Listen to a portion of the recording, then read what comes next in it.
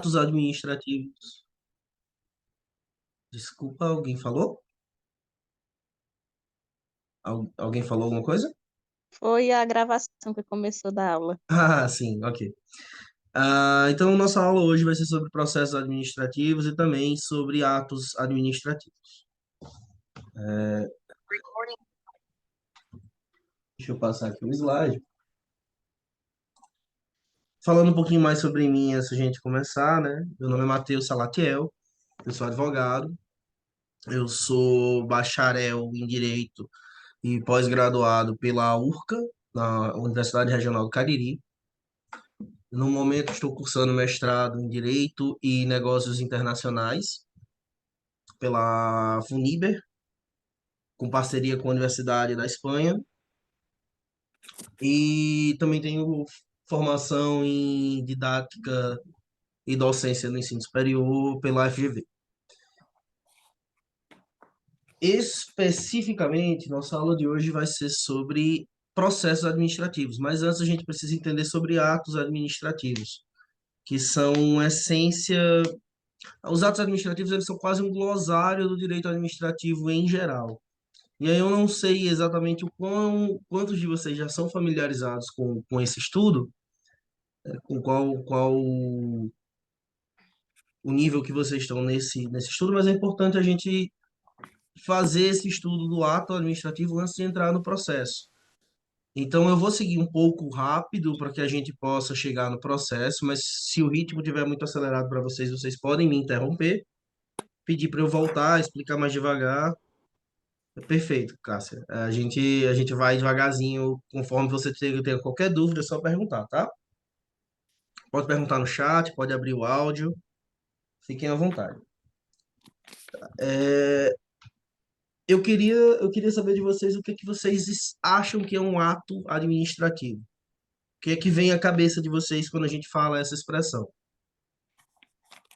Podem mandar no chat aí. O que é que vocês suspeitam que seja? Eu já coloquei um conceito aí, mas de forma mais intuitiva. Geralmente a gente acaba pensando muito que é um ato, um simples ato da administração pública, né? Que qualquer ato que a administração pública venha a ter vai ser um ato administrativo. Não é exatamente assim. O ato administrativo, vocês estão vendo o slide, não estão? Pronto. Não é exatamente assim, tá? Que qualquer ato da administração pública vai ser um ato administrativo. A definição de ato administrativo é que ela é uma manifestação de vontade da administração pública, do Estado, da coisa pública, por meio de uma manifestação unilateral dessa vontade. A administração pública manifesta a intenção dela, a vontade dela, unilateralmente. E, só que essa manifestação, ela vem carregada com as prerrogativas de administração pública, prerrogativas de poder. É um ato em que exige a figura do Estado acima do particular, da prevalência do interesse público. Nesses casos, a gente está falando de atos administrativos, tá? E aí eu coloquei, inclusive, aqui alguns exemplos, algumas duvidazinhas, né, que podem vir em questões de prova, podem ser explorados, é muito comum, que é, por exemplo, como eu falei no início, né, qualquer ato da administração pública é um ato administrativo? Não, né? Se a administração pública está agindo ali. Hoje é quanto? Desculpa. Alene, você perguntou alguma coisa? Acho que não, acho que foi o áudio que vazou, né? É, então, qualquer ato da administração pública, né? Essa é a nossa primeira interrogação. Nós vamos ter outros tipos de atos, que não são atos administrativos, né? Que são atos com outros tipos de prerrogativas. Por exemplo, os atos políticos da administração pública, ou os momentos em que a administração pública esteja agindo como uma pessoa de direito privado. Um exemplo muito comum disso é a Caixa Econômica, né? A Caixa Econômica ela faz parte da administração pública. É, E a Caixa Econômica, quando você abre uma conta lá, quando você faz um empréstimo, quando você tem qualquer natureza que não seja uma natureza pública, mesmo que a Caixa Econômica tenha essa característica de ser uma figura de administração pública, naquele momento os atos dela são atos de direito privado, né? Eles não configuram, eles não entram no bojo dos atos administrativos. No caso, uma conta que a gente abre é um direito privado, né? Um ato privado, Exatamente, não público. exatamente, ele é um ato privado. Entretanto, quando a Caixa Econômica age nas prerrogativas de direito público, aí ela está se configurando como um ato administrativo. Ficou claro? Então, são esses poderes da administração pública que caracterizam o ato administrativo. E outra interrogaçãozinha, outro ponto que é muito comum a gente confundir nessa definição de ato administrativo é se só a administração pública pode atuar com ato administrativo.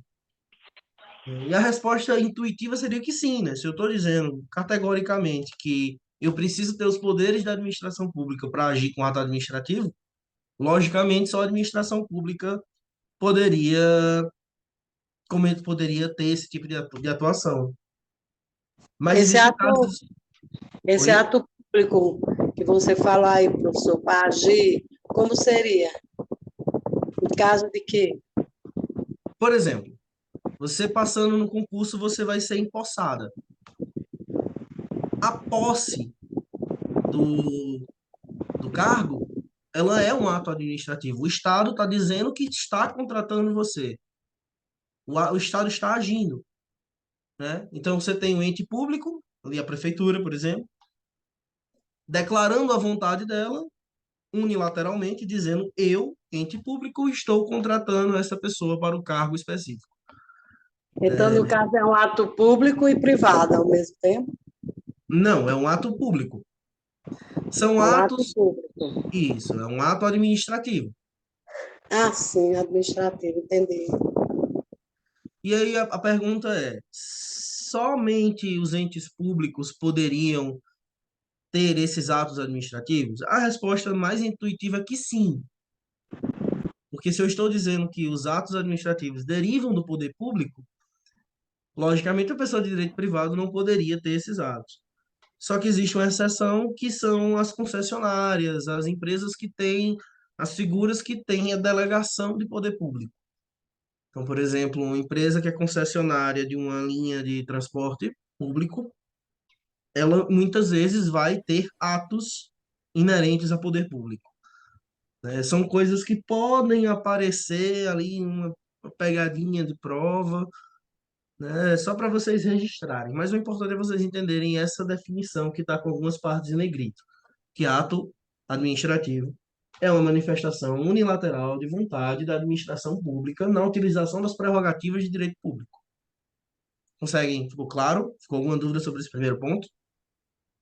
O direito público ele é que pode determinar o ato administrativo, alguma coisa, só o direito público. Exatamente. Não existe ato administrativo de direito privado. Ah, ok. Exatamente.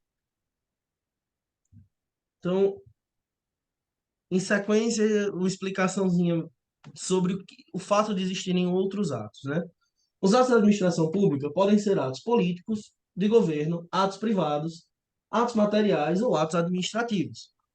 Os atos políticos ocorrem nos casos de haver exercício de alguma função política, podendo exercer os membros do executivo, legislativo e judiciário. Os atos privados são aqueles atos praticados pela administração pública regida pelo direito privado.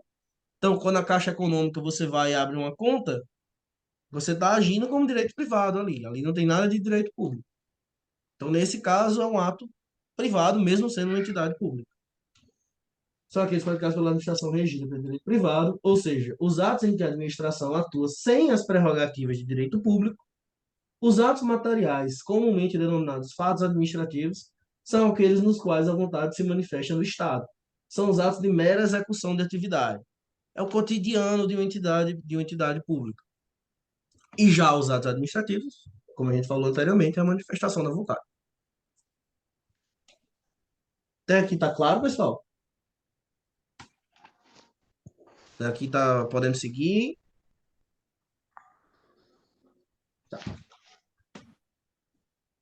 Existem também algumas espécies de atos administrativos, certo? Existem espécies e classificações de ato administrativo. E essa parte, ela é muito comumente, principalmente a parte de classificações, ela é muito comumente cobrada em provas. Então, existem os atos administrativos normativos, que são aqueles atos normativos, aqueles atos administrativos que têm uma característica de lei, ele se parece com a lei, como um decreto da prefeitura ou da presidência da República. São atos administrativos, não são lei, não tem caráter, não são legislativos, mas eles criam uma normatização para alguma coisa. Então, Por exemplo, quando é ponto facultativo, né, que eles fazem aquele, é isso aí? Se refere ao ato é normativo ou isso, não? mais ou menos. O ponto facultativo ele seria mais relacionado a um ato ordinário. Hum. Mas vamos supor que a prefeitura determina o horário de funcionamento do comércio local. Tem uma portaria da prefeitura dizendo que o comércio vai funcionar de tal horário a tal horário. Pode Ou ser como a feira, né? Quando ele muda a feira para uma Uhum. sexta-feira. Isso. Seria isso? Então, exatamente. Então, essas portarias da prefeitura que criam coisas muito parecidas com lei, né, vão ser atos administrativos normativos. Vão ter essa característica, essa cara de lei. Desculpa, eu não ouvi. Quem falou, se era alguma dúvida, por gentileza, manda no chat. Bom, vou seguir por enquanto, tá? Se alguém perguntar no chat, eu respondo. Então, os atos normativos, eles têm essa cara de lei, eles parecem com a lei, mas eles são emitidos geralmente pelo Poder Executivo, né? Que é o prefeito, o É um governador, o caso à presidente. parte, né? Um caso à Uhum, parte. isso. Eles não são É emitidos pelo lei, mas é um Poder. ato administrativo, não é lei. Mas é um ato administrativo porque houve algo diferente e eles fizeram esse ato administrativo, no caso. Isso.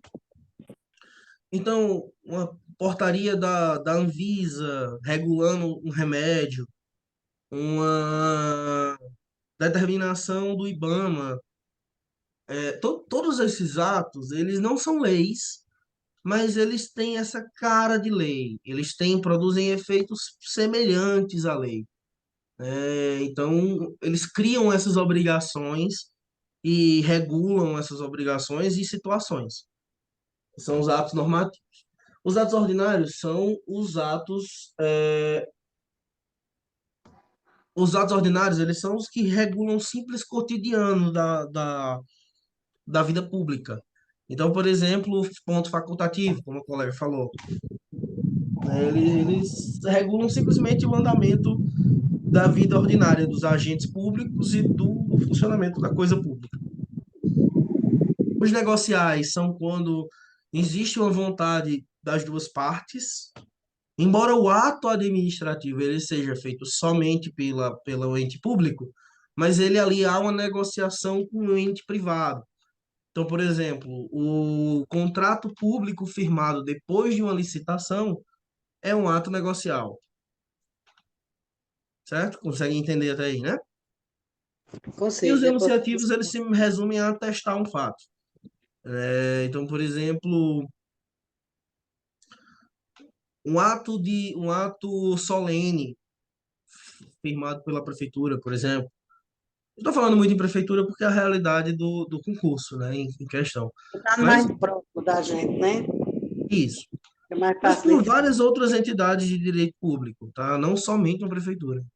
Então, um ato solene para homenagear uma pessoa é um ato enunciativo. Ou um ato que altere ou marque o nome de uma rua é um ato enunciativo. São atos administrativos. Muitas vezes nomes de rua são firmados por lei, mas podem haver questões nesse sentido. E aí, essas são as espécies, né? Agora a gente tem as classificações. E essas classificações, isso talvez seja um pouco difícil de entender, mas essas classificações, o mesmo ato, ele vai se classificar na um, na 2, na 3, na 4. Todo ato administrativo é classificado de acordo com várias dessas, certo? Elas não são excludentes entre elas são excludentes apenas uma com a que está na mesma linha, né? Então, por exemplo, existem os atos unilaterais e bilaterais. Aqui é um dos que acaba parecendo uma contradição, porque eu falei lá no começo que o ato administrativo ele é uma manifestação unilateral. E aí eu estou dizendo agora que existem os atos bilaterais. E o que é que vocês acham que seria o ato bilateral? Se alguém consegue arriscar? Alguém consegue dar um palpite?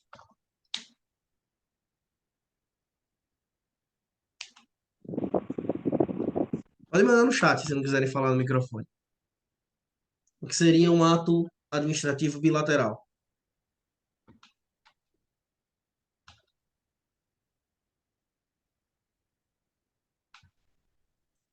Bom, o...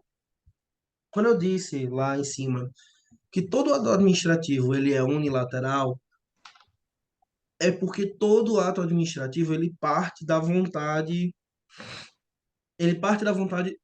unicamente do Estado. Então há ali a manifestação do Estado, do ente público, dizendo que aquele ato está acontecendo, né? A vontade é do Estado.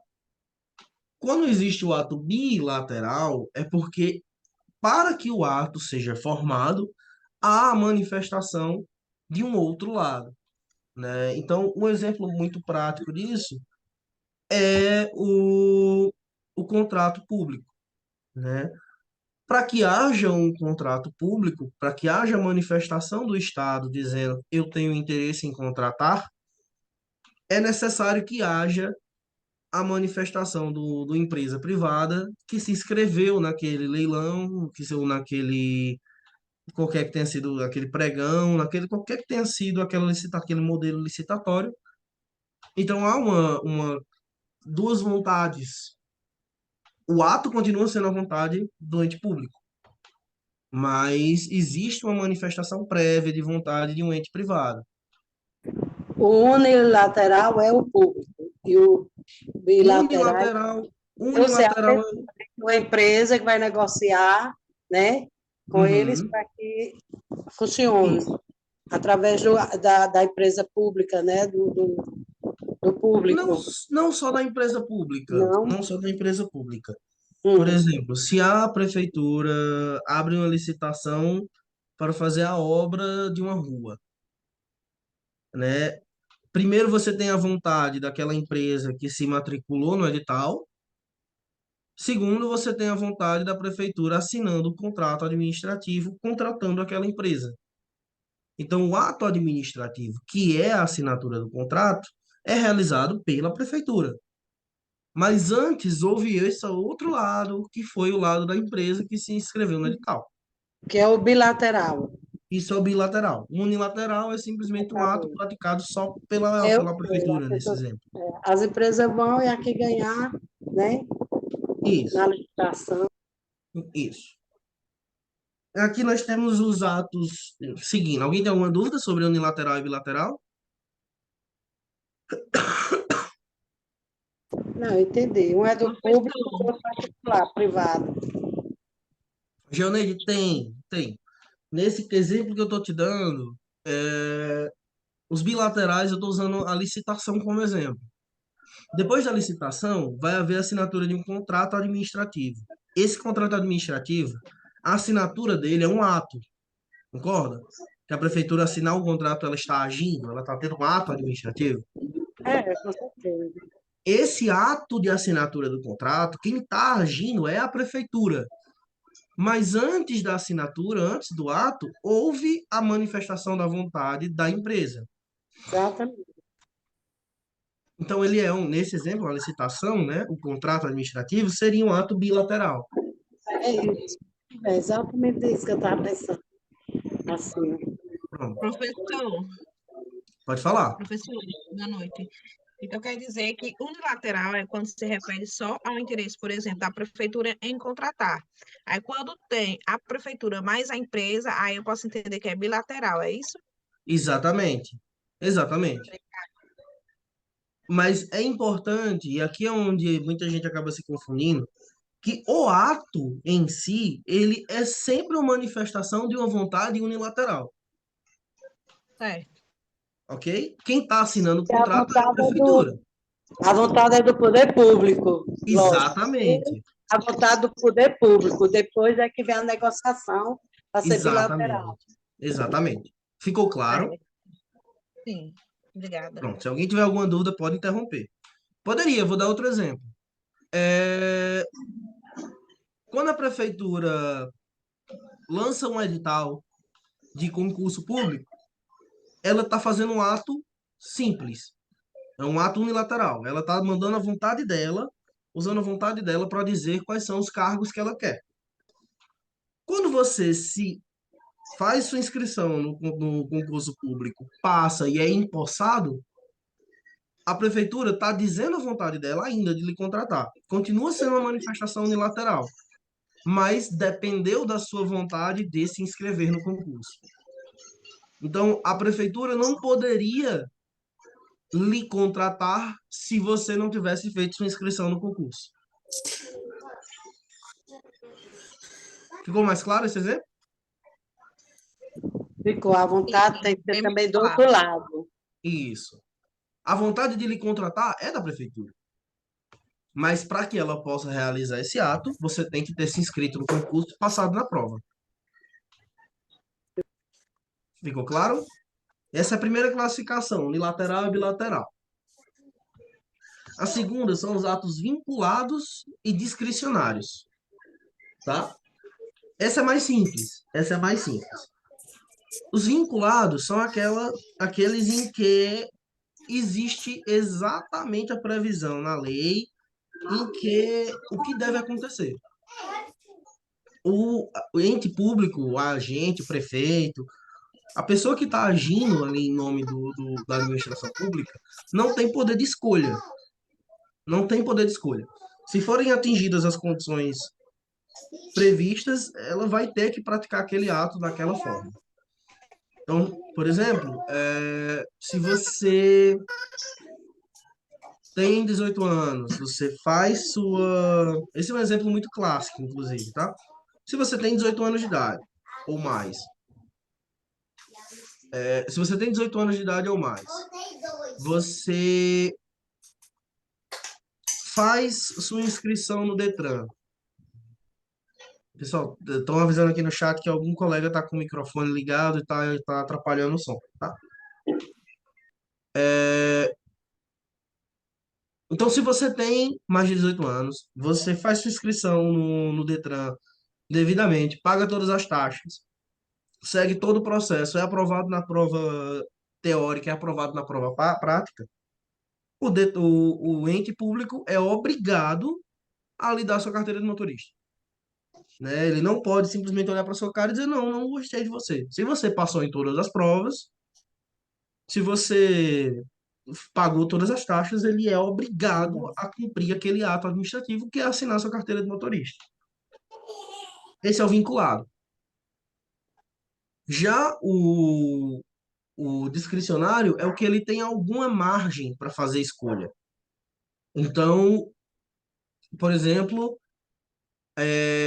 a lei prevê que ele vai fazer determinada atitude em determinado prazo. Então, ele pode escolher dentro daquele prazo quando ele vai praticar aquela atitude. Ou, por exemplo, ele assinou um edital de um concurso. Vamos tentar ficar dentro dos mesmos exemplos para a gente conseguir entender melhor essa parte. Ele assinou o edital de um concurso, né? A lei diz que o edital de um concurso, que o concurso ele tem validade por até 2 anos. Até 2 anos. Mas se o ente público ali, no caso a prefeitura, decidir que aquele concurso vai valer por 6 meses, eles podem. Isso está dentro da descrição, está dentro da margem do ato discricionário, dentro dos limites da lei. Então, esse ato da validade do edital é um ato discricionário. Ficou claro? Deu para entender? Ou está confuso? Quer dizer que é um ato que ele pode mudar, tranquilo, pode ser por 2 anos, por exemplo, o concurso, mas se o prefeito, o governador, né, os governantes quiserem mudar para 6 meses, também pode. Sim, contanto que ele não ultrapasse o limite legal. Sim. Então, E nos atos, o limite legal, no caso, seria qual? 2 anos? nesse exemplo que eu dei 2 anos. Nesse Certo. exemplo que eu dei, tá? Mas depende da situação. Eu Então, sei, depende do que vier em escrito, resumo, né? os atos vinculados, não existe escolha por parte do ente público, da administração. Não existe. Nos discricionários, ele pode escolher parte daquilo. Ele tem alguma margem de escolha sobre como ele quer praticar aquele ato. Se ele quer praticar, se ele não quer praticar. Então, ele tem uma margem de escolha dentro disso. Ele pode fazer.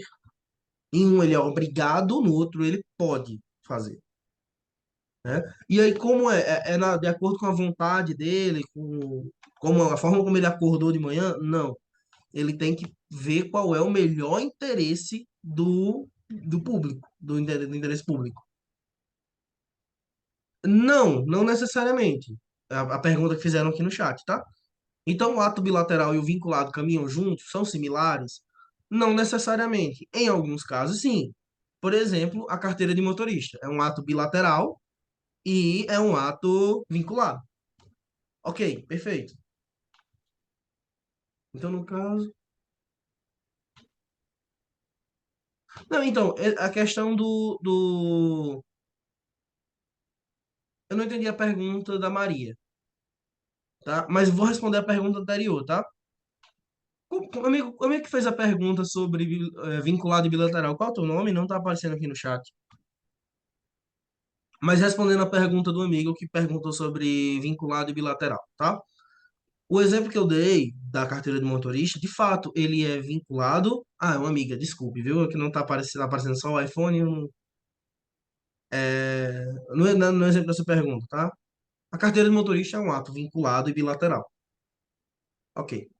Mas existem outros exemplos que são unicamente vinculados ou unicamente bilaterais, né? Por exemplo, pensar num exemplo que seja unicamente vinculado, não seja bilateral. Se um servidor público comete uma infração, o ente público é obrigado a instaurar um procedimento administrativo para apurar aquela infração. Ele é obrigado, ele não tem escolha. Ele tem que instaurar um processo administrativo. Mas é um ato unilateral. Instaurar um procedimento administrativo é um ato unilateral. É a administração dizendo que quer instaurar, né? E é um ato vinculado, ela é obrigada a instaurar. Agora a pergunta da Maria, tá? Seletivas e concursos muda a prorrogação de tempo da contratação?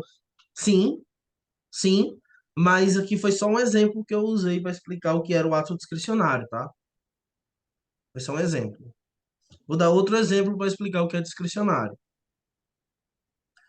É, na lei, prevê uma das infrações possíveis, né, e inclusive a caso de demissão de funcionário público, é conduta escandalosa em ambiente público, no ambiente da repartição pública.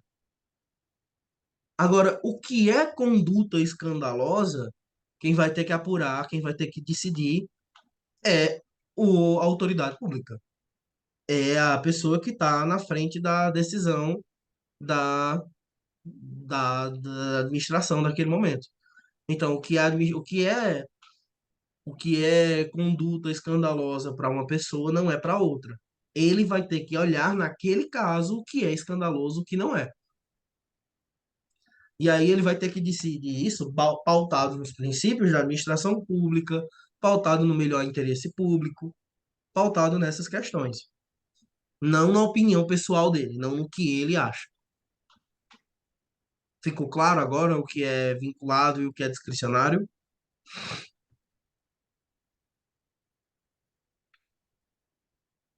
Alguém não entendeu essa diferença de vinculado para discricionário? Se, podem me pedir que eu volto também, tá? Se alguém não tiver entendido, é importante entender esses conceitos. E Professor, aí existe repete, um... por favor. Oi? Eu estava anotando aqui umas coisas, aí eu gostaria que repetisse, por favor. Tá. Repetisse esse último exemplo? Esse de Pronto. O vinculado. exemplo que eu dei sobre o que é um ato discricionário agora foi na Lei 8.112, na lei que fala do servidor público, ele prevê que uma causa de demissão é conduta escandalosa, né? Ele tem essa previsão. Ok, vou repetir novamente. Existe esse exemplo que eu estou dando sobre o que é um ato administrativo discricionário.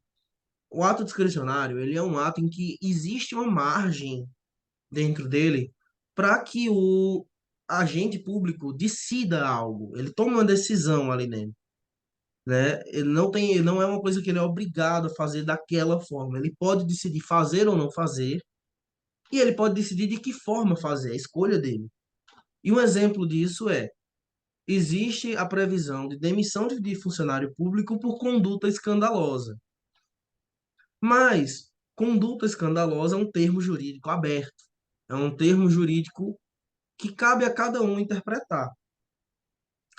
Então, o administrador público, diante da situação, vai ter que decidir se aquela conduta do funcionário foi escandalosa ou não. E aí ele vai ter que avaliar se aquela conduta específica daquele servidor, dentro daquele contexto, foi escandalosa ou não. Então ele vai decidir dentro disso. Essa palavra decidir é o que caracteriza o ato discricionário. A gente chama isso de mérito administrativo. Então, se vocês estiverem diante de uma situação, diante de uma questão, em que o enunciado diga: o administrador decidiu aplicar uma multa, ele decidiu fazer algo, ele decidiu. Se essa palavra decidir aparecer, vocês estão diante de um ato discricionário. Punir, pode ser também? Punir, Desculpa. Punir? sim, punir é assim, porque às vezes é até uma demissão, né, levar a isso, né? Sim, sim. Se a Demissão é uma pessoa faz um ato punição. desse, até uma demissão leva, é uma punição, né? Sim. Sim, se houver qualquer procedimento de decisão para fazer o ato, ele é um ato discricionário. Se não houver decisão, se ele for obrigado a fazer, é um ato vinculado. O exemplo de ato vinculado é a carteira de motorista. O Estado é obrigado a lhe dar sua carteira de motorista se você cumprir os requisitos. Ele não tem opção, ele não escolhe lhe dar ou não. Ele não pode olhar para dizer, não, eu vou dar a carteira para Matheus e não vou dar para Antônia. Ele não pode fazer isso, ele tem que dar para os dois. Se os dois fizerem na Vaga prova. vinculada, que é obrigatório, né? Isso, Obrigatória, isso. né? Ficou claro agora a diferença de vinculado e Funcionário é esse discricionário? que fazer e pode não fazer. Vai depender, né, da maneira como cada um vê a situação. Certo, exatamente, tá? Quem não tinha entendido foi a Antônia. Antônia, você entendeu agora?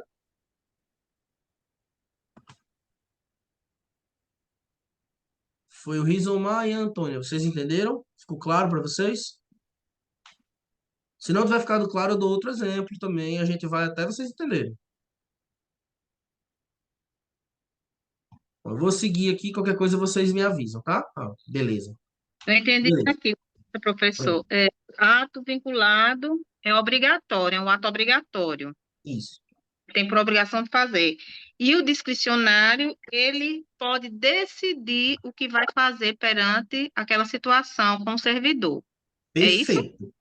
Perfeito. Perfeito. É exatamente isso. Eu entendi. Agora a gente tem os gerais e os individuais, tá? Alguém, acho que foi a. Não, a carteira de motorista é um ato vinculado. Foi o exemplo que eu usei para vinculado. Tá? Tô respondendo aqui o chat, pessoal. Carteira de motorista é um ato vinculado. O Estado é obrigado a entregar a carteira para quem passou na prova e pagou as taxas e cumpriu os requisitos. Entendeu? Então, passando aqui para gerais e individuais. Aqui também existe um truquezinho para você entender. Se você conseguir saber o nome das pessoas que estão sendo atingidas pelo ato, ele é individual. Não importa quantas pessoas sejam, pode ser 1.000 pessoas. Pode ser 1.000 pessoas. Ele continua sendo individual se você souber o nome. Se você conseguir ver quem são as pessoas. E um exemplo muito usado, que cai em prova, aprovação no concurso público. Eu vou ter uma lista, o Estado vai, o ente vai me dar uma lista de pessoas que foram aprovadas. É público. Foram aprovadas 600 pessoas no concurso, mas são 600 pessoas com nome e sobrenome. Então é um ato individual. Entendeu? Já um ato geral é um ato que vai afetar as pessoas coletivamente. Então, por exemplo, a Anvisa muda a classificação de determinado remédio e esse remédio agora vai ser proibido. Ou um remédio que era proibido vai ser liberado. Essa mudança, que é um ato administrativo, vai atingir milhões de pessoas. A gente não tem como saber as pessoas que vão comprar o remédio ou que vão parar de comprar o remédio. Então, se atinge pessoas que eu não sei quem são, que eu não tenho como saber quem são, é um ato geral. Se ele atinge pessoas que eu conheço, que eu posso conhecer, que eu posso pesquisar na internet quem são, é um ato individual. Mesmo que afete milhares de pessoas. Se é possível saber o nome, é um ato individual. Conseguiram entender? Querem mais exemplo?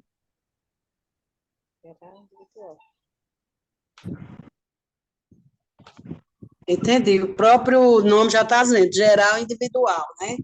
Sim. A geral, quando atinge todos de uma vez. Por exemplo, muita gente entra em processo, o mesmo processo, muitas pessoas, né?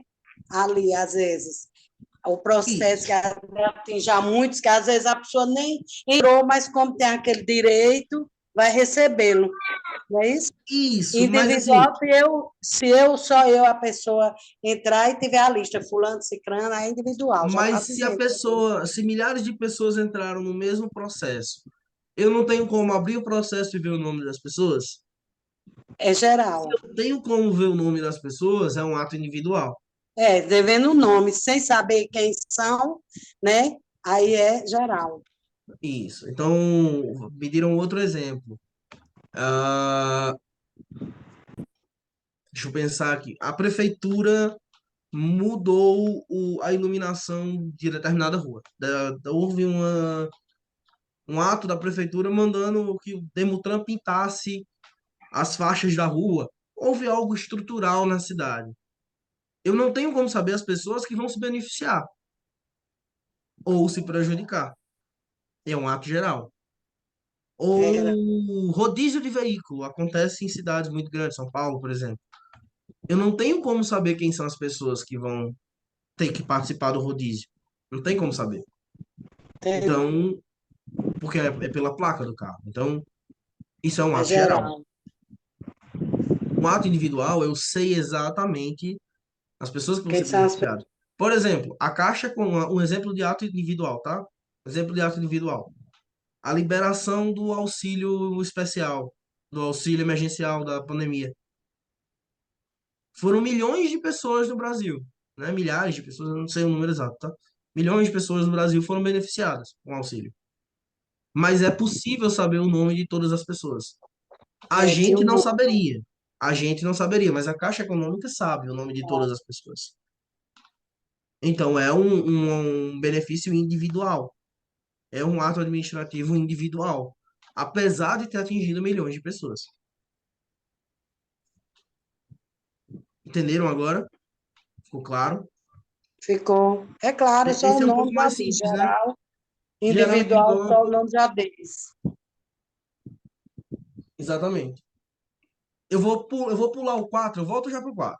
que eu acho ele um pouco mais difícilzinho. Os atos constitutivos e declaratórios. Esse é simples, gente. Esse é muito simples. Se o ato está declarando alguma coisa, está simplesmente afirmando alguma coisa, ele é um ato declaratório. Se ele está criando, modificando, executando algo, ele é um ato constitutivo, ele está constituindo um direito.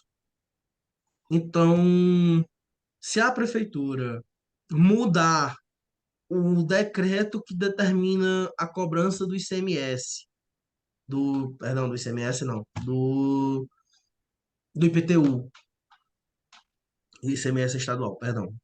Se a prefeitura passa a cobrar, mudar a cobrança do IPTU, a forma de cobrança do IPTU, é um ato constitutivo. Ele está criando uma obrigação, mudando uma obrigação, gerando uma obrigação, mudando um fato jurídico. Ele é um ato constitutivo. Por outro lado, se simplesmente aquele ato está atestando um outro fato jurídico, por exemplo, o ponto facultativo, né? Ele está simplesmente um feriado. A prefeitura libera um decreto reconhecendo que na cidade será feriado naquele dia do feriado nacional, por exemplo, naquele dia no feriado previsto. Ela está simplesmente declarando o fato, ela não está criando uma obrigação para ninguém. Ficou claro? Eu acho que esse é um pouco mais simples, o constitutivo declaratório. Se está declarando, se está só dizendo, declaratório. Se está criando uma obrigação ou mudando uma obrigação, constitutivo. Esse é simples, eu acho. Mas alguém não entendeu? Se alguém não entendeu, me fala que eu explico de novo. Não entendi. Pronto. Agora vamos para o ponto 4. Não entendeu? Explico novamente. O ato administrativo, ele pode criar uma obrigação, modificar uma explicação, uma obrigação, ou exigir uma obrigação. Então, exemplo, a cobrança do IPTU. Algumas cidades não cobram IPTU. Algumas cidades têm o decreto desatualizado, não existe cobrança de IPTU. E aí, em algum momento, a Secretaria de Finanças, o prefeito vão lá e decidem instaurar o IPTU daquela cidade. E aí, dentro dessa cobrança, esse ato administrativo que institui a cobrança, que diz quanto é a alíquota, que vai lá e diz, a partir de hoje vai haver cobrança de IPTU no valor X. Esse ato administrativo ele está constituindo uma obrigação. Então, ele é um ato constitutivo. Ele cria algo, ele constitui algo. Já o ato em que eu simplesmente estou declarando um fato, eu simplesmente estou reconhecendo um fato, ele é um ato declaratório. Ele não está criando nenhuma obrigação, ele está simplesmente declarando um fato existente. Exemplo, se a prefeitura declara que em determinado dia será feriado. Ele é um ato declaratório. Conseguiram entender agora? O constitutivo, o declaratório, ele declara, o constitutivo é o que já tem, né? Apenas ele dá o direito a... O constitutivo ele cria alguma coisa, ou ele cria uma obrigação, ou Exato, ele ele muda cria uma essa obrigação. palavra que faltou. Ele cria, e o outro não, já existe, apenas ele declara. Isso. Cria ou Tranquilo, né? modifica a obrigação, né, professor? Oi? Cria ou modifica uma Cria coisa com ou obrigatoriedade. modifica, ou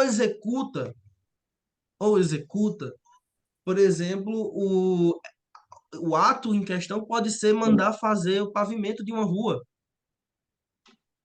mandar passar asfalto numa rua. Ele está executando uma coisa, ele está fazendo alguma coisa. Tudo que não for uma simples declaração é constitutivo. Se aquele ato está fazendo alguma coisa na prática, ele é executivo. Se ele está só declarando, ele é declaratório. O resto é executivo. Entendeu? É exatamente isso que vocês tinham dito. Ficou claro? Posso seguir? Ficou. Tá. Eu tô vendo umas carinhas de dúvida nas câmeras. Se alguém tiver com alguma dúvida, pode perguntar. Vou seguir, tá? Vou seguir, tô aqui à disposição, mas vou seguir por enquanto. Vocês me interrompam se precisar. Esse ponto 4 é o ponto que eu acho um pouco mais chato. São os atos simples, complexos e compostos, tá? Ele é um pouco mais chato, mas se vocês entenderem, se você conseguir pegar, ele é tranquilo. Os atos simples são todos esses que a gente estava falando. São os atos em que simplesmente o ente público, uma figura pública, só a prefeitura, por exemplo, vai lá e manda fazer. Vai lá e assina. Só precisa de uma figura pública. É o ato mais básico. Isso não vai nem. Dificilmente vai ser cobrado em prova esse tipo de coisa sobre isso. Sobre o ato simples. A pegadinha está no complexo e no composto. Os atos complexos Os atos complexos, é, eles precisam de dois entes agindo juntos ali para fazer aquele ato. Então, determinada situação precisa passar primeiro pelo governador, primeiro pelo prefeito, depois pelo governador, ou primeiro pelo governador, depois pelo prefeito. É um dos exemplos, tá? São atos que precisam de duas figuras agindo juntas para fazer aquele ato. No composto, não é que eles vão agir juntos, é que um vai agir e o outro vai autorizar, o outro vai permitir. Então, por exemplo,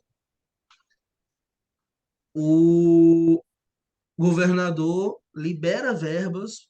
Licença, Estou dando um um exemplo. e o outro executa. Isso.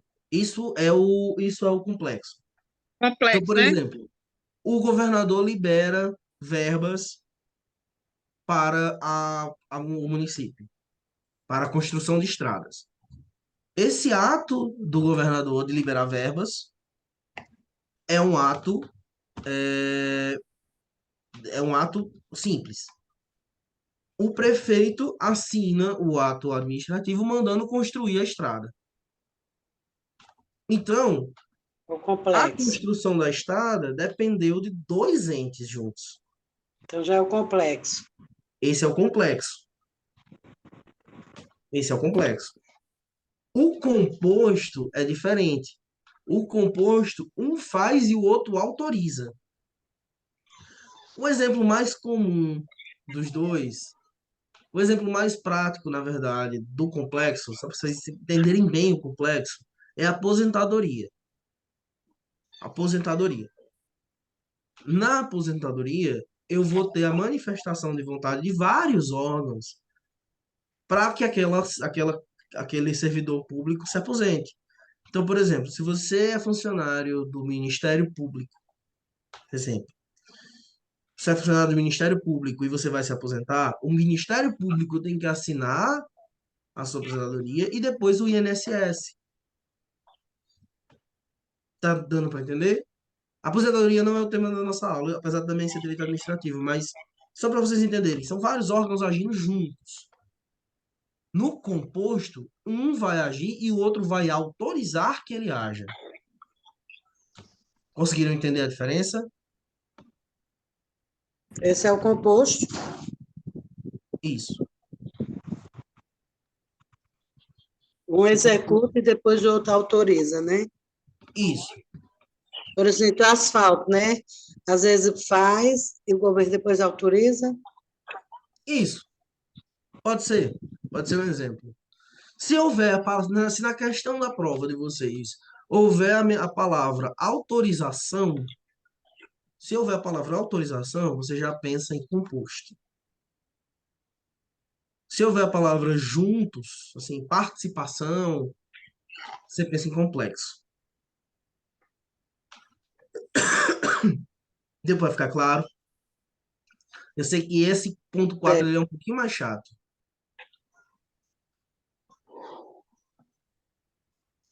Mas eu, como ninguém não entendeu o complexo, né? Repete Tá, esse exemplozinho que tu deu, esses dois exemplos finais aí que tu deu, professor. tá, Esses dois últimos. tá. Se houver palavra, sobre a palavrazinha, chave. Deixa eu dar um exemplo, antes de repetir, deixa eu dar um exemplo um pouco mais prático. Se houver a palavra autorização, Isso, se houver a palavra autorização, você já pensa em composto. né? Isso, eu vou dar um exemplo mais prático, tá? Imagine que você é uma criança. Você e seu irmão, sua irmã são crianças, certo? E aí vocês querem fazer uma traquinagem juntos. Vocês vão fazer alguma traquinagem juntos. Vocês vão fazer qualquer brincadeira juntos ali, qualquer coisa juntos. Aquilo ali é um ato complexo. Vocês estão fazendo juntos. Vocês são iguais e estão fazendo juntos. Ok? Mas imagine que nesse você é uma criança e você vai pedir à sua mãe para deixar você dormir na casa do coleguinha, da coleguinha. Você vai estar pedindo à sua mãe vai autorizar. Isso é composto. Complexo são os dois irmãos. Composto é o pai e a mãe. Complexo é junto, composto já são Já é uma faz juntos. autorização. Um já está mandando no outro. O composto Exatamente. precisa sempre de uma autorização, né? Isso. Ficou claro agora? Eu acho que se vocês pensarem assim como complexo sendo de dois irmãos e composto sendo do pai com a criança, eu acho que facilita vocês entenderem um pouquinho melhor. Facilita bastante porque vem para nossa realidade. Acho que fica mais interessante, né? Sim. Então, existem outras classificações, tá? Existem aqui dezenas de classificações. Existem vários livros só sobre cada um desses. Mas para a prova de concurso, o que cai são esses. Assim, esses são os principais. Certo? Sobre esses tipos de atos, vocês têm alguma dúvida? Tá, pois eu vou seguir, tá bom? A gente tá um pouquinho atrasado já aqui na matéria, mas vai dar certo. Processo administrativo. Agora a gente chegou no tema da aula. O ato administrativo vai explicar para vocês entenderem o que é o processo. E aí eu queria começar com essa pergunta, né? Eu queria que vocês dessem a opinião de vocês sobre o que é processo. O que que vocês acham que é um processo?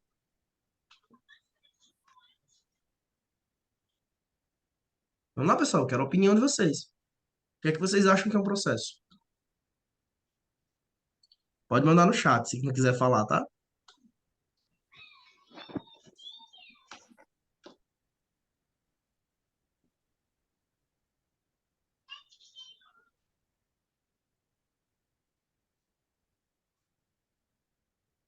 Vou dar 30 segundos para vocês pensarem. O que vocês acham que é um processo? Bota a cabecinha para funcionar.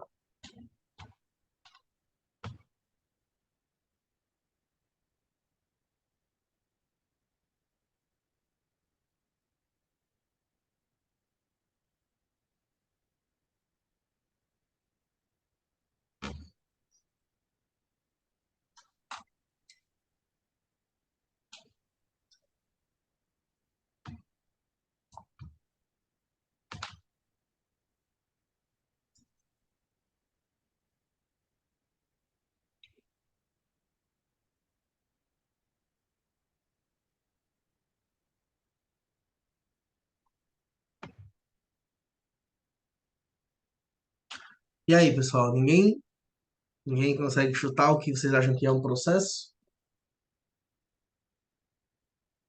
Na vida informal de vocês, assim, se alguém fala para vocês, ah, não, isso aí é um processo. O que que essa pessoa quis dizer? Não, esse processo todo tá me deixando. Essa palavra, assim, no dicionário, o que vocês acham que significa o processo?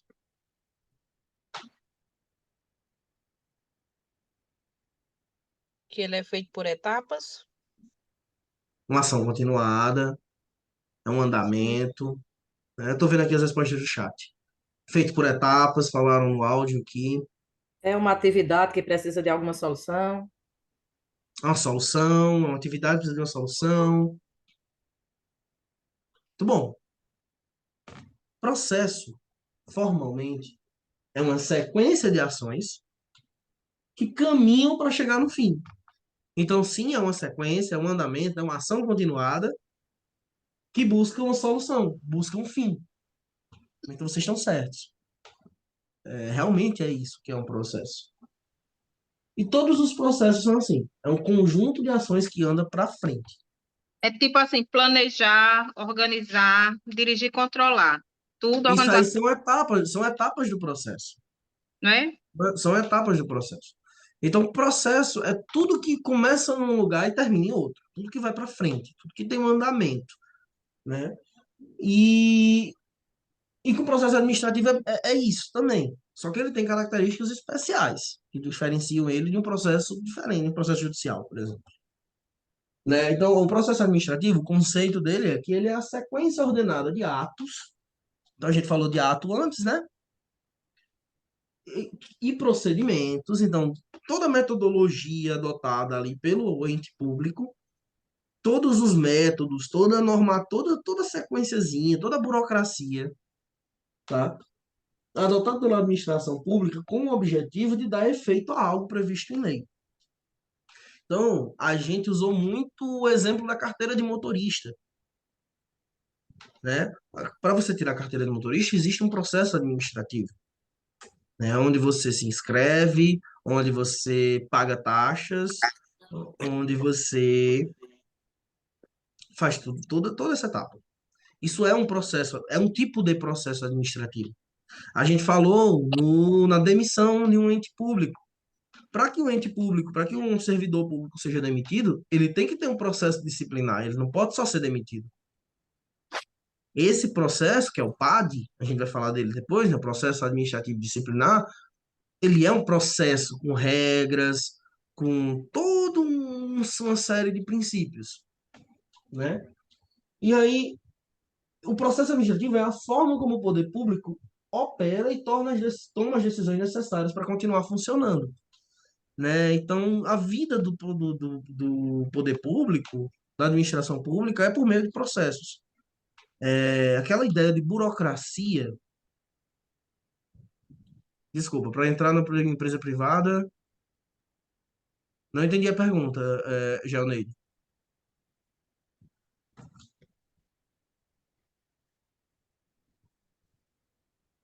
Gelneide, pode explicar a pergunta, por favor? Não entendi. Sim, também tem todo um processo. Sim, sim. Qualquer coisa, na verdade, a gente trabalha com processo todo dia na nossa vida, né? Tudo que a gente vai fazer na nossa vida tem um processo. Mas, nesse caso, quando a gente fala em processo administrativo e em processo judicial, que não é o tema da nossa aula, exatamente, que não é processo judicial não é o tema da nossa aula, mas quando a gente fala em processo administrativo e processo judicial, a gente está falando em processos que têm regras muito específicas, né? Muito fechado, porque são coisas públicas, tanto administrativo quanto judicial, são processos públicos. Então eu tenho que garantir que a regra que vai ser aplicada para Mateus vai ser aplicada para Gelney. Eu tenho que garantir que tudo seja justo e público, né? Eu tenho que garantir essa questão. Então são processos que têm regras muito específicas, muito enraizadas ali para garantir esse funcionamento correto da coisa pública, né? Então são processos mais burocráticos mesmo, mais arraigados, assim, mais firmes. Então, por exemplo, o processo judicial, né? E, de novo, não é o tema da nossa aula, tá? Mas só para vocês entenderem onde eu quero chegar. Todo mundo, mesmo quem não é do direito, mesmo quem nunca teve um processo na vida, mesmo quem nunca passou por nada disso, sabe que a justiça é lenta, né? Todo mundo sabe que a justiça, todo mundo já ouviu falar nisso, né, que a justiça é lenta. Isso é porque a justiça tem vários processos dentro dela para garantir que as coisas aconteçam de uma forma específica. Pelo menos em tese, é para ser assim, né? Então, o INSS é lento, né? Todo mundo sabe. Eu estou tentando dar exemplos que fiquem claros para o dia a dia, né? Acho que todo mundo aqui já deve ter tido algum parente que demorou 2 anos para se aposentar, o processo do INSS, né? Acho que todo mundo aqui conhece alguém que passou não sei quanto tempo no INSS esperando sair a aposentadoria. É verdade, é Processos lento. burocráticos demais. Essa palavra burocracia, era isso que eu queria ouvir, sabe? Era isso que eu estava esperando alguém dizer. Burocracia. Essa burocracia é o processo, tá? Só que ela não é uma coisa ruim. Isso existe por um motivo. Claro que tem coisas que não deveriam acontecer. Claro que a gente vai ver daqui a pouco que um dos princípios é a eficiência, e nem sempre esses processos são eficientes. Ok, isso é um problema, né? A falta de eficiência é um problema. Mas tem um motivo dessas etapas existirem, porque é assim que o Estado funciona, né? Isso é a forma que, em tese, pela teoria, se evita corrupção, se evita uma série de coisas, né? Não sei se vocês concordam. Opa, voltei aqui o slide, nem tinha percebido. É a forma como o Estado age, enfim. E aí, para que serve o processo administrativo, né? Ele, no Estado Democrático de Direito, ele serve para tomar as decisões administrativas do poder público previsíveis, organizadas e estruturadas de forma que as competências dos órgãos e entidades sejam claras e eficientes. Como eu falei, precisa garantir que o que aconteça para Mateus aconteça para qualquer um de vocês. Que aconteça para Patrícia aconteça para Corrinha. E eu estou falando quem eu estou vendo na câmera aqui. Né? Precisa acontecer dessa forma. E é assim que o Estado tem que agir. Né? Esse é um processo administrativo e a sua respectiva lei. Né? Existe uma lei que cria esse processo administrativo. As decisões administrativas do Estado têm por objetivo final a validação.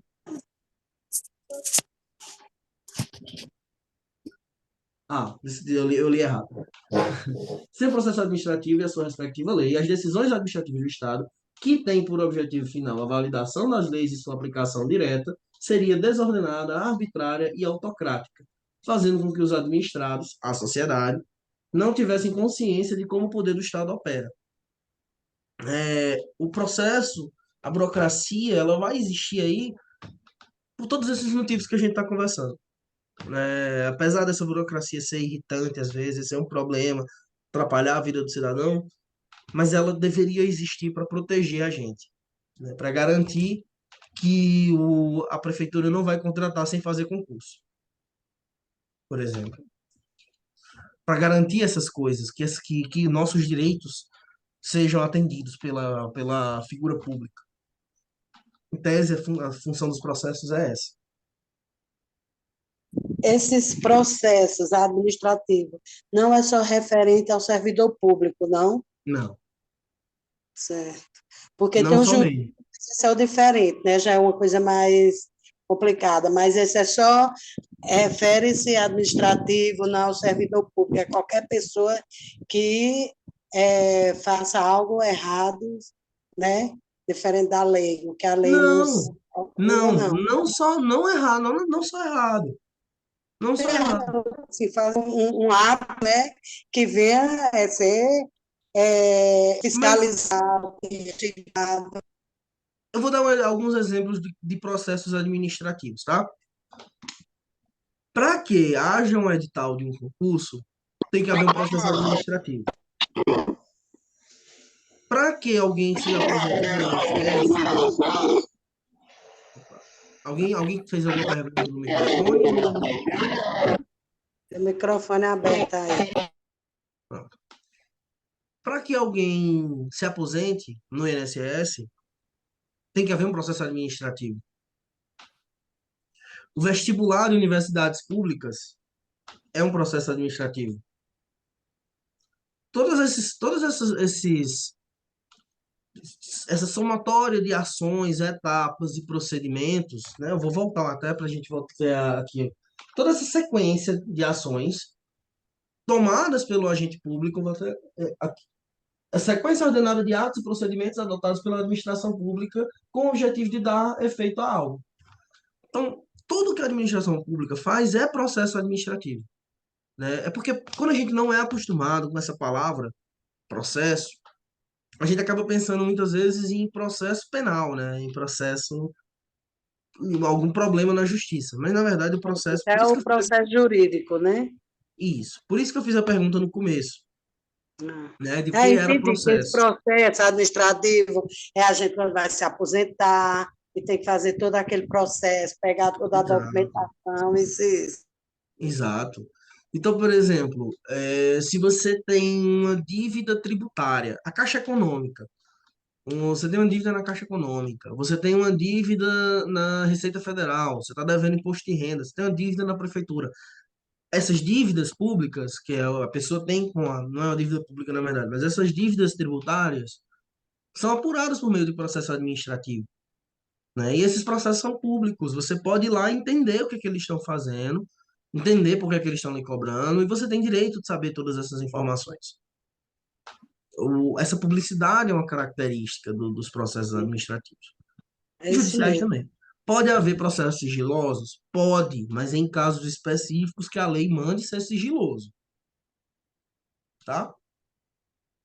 Então, a licitação é um processo administrativo. Existe um processo ali por trás. Tá ficando claro? Vocês entenderam o que é um processo? Entendi. Tudo Pronto. isso vai resolver é um processo.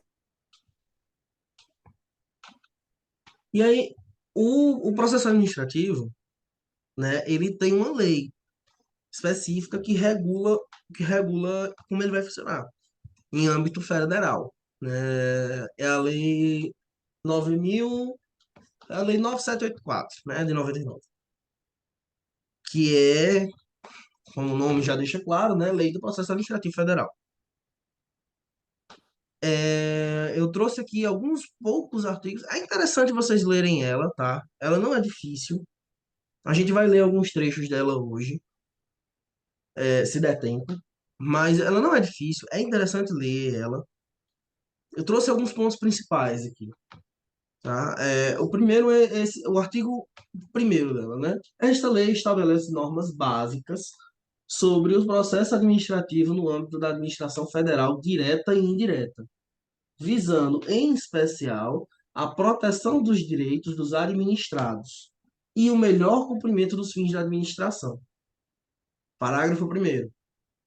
Quando tiver esses dois Szinhos aqui, vocês estão vendo esses dois Szinhos, né? Significa parágrafo, tá? Parágrafo primeiro. Os preceitos dessa lei também se aplicam aos órgãos do Poder Legislativo e Judiciário da União quando no desempenho de sua função administrativa. Então, vamos por partes aqui, tá? Vamos quebrar essa lei aqui, esse artigo, para a gente entender junto. Essa lei estabelece normas básicas. O que é que isso significa? Significa que essa lei vai estabelecer só o mínimo, só o que é comum para todo o processo, ou quase todo o processo. E aí, cada situação específica, cada processo específico, vai ter sua lei própria, dizendo qual é aquele processo específico. Então, por exemplo, licitações. Licitações são processos administrativos, mas elas têm uma lei própria. E aí, mas qual é que eu vou aplicar? Vou aplicar a geral ou vou aplicar a específica? A gente aplica primeiro a específica é sempre a mais importante, mas o que não tiver na específica, a gente vai aplicar essa daqui. Por isso que ela é uma lei muito importante, porque ela regula todos os processos do âmbito federal, né? Então, a gente chama isso de aplicação. Se vier na prova de vocês falando, quem está anotando, anota essa palavrinha. Se vier na prova de vocês falando em aplicação subsidiária, eu vou mandar aqui no chat, tá? Digitar aqui para vocês no chat. Aplicação subsidiária, tá? que é a forma como...